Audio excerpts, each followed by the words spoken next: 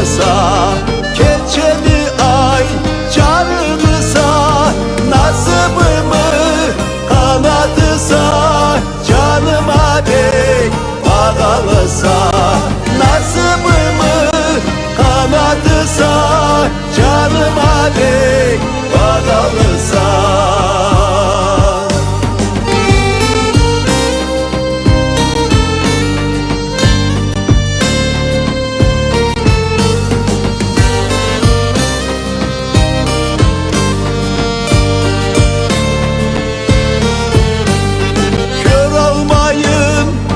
Almadım, tübemeyin boy almadım, aydın sözlerimi ayttım, yüreğimde yükünü attım. Aydın sözlerimi ayttım, yüreğimde yükünü attım.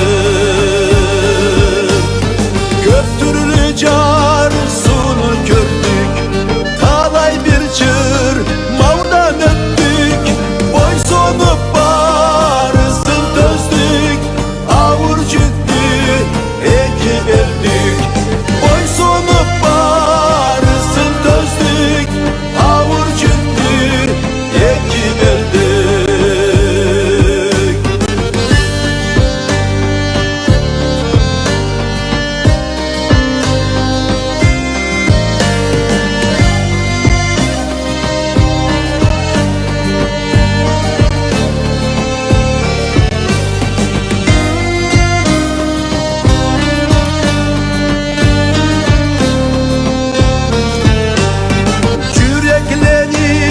Sındırmayık, adam sözge haramayık, namusumuzu tutayık, rahatlıktan biz dolayık.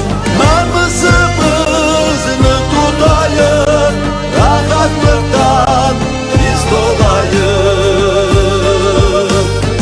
Yüreğimde orun algansa, süymeklikten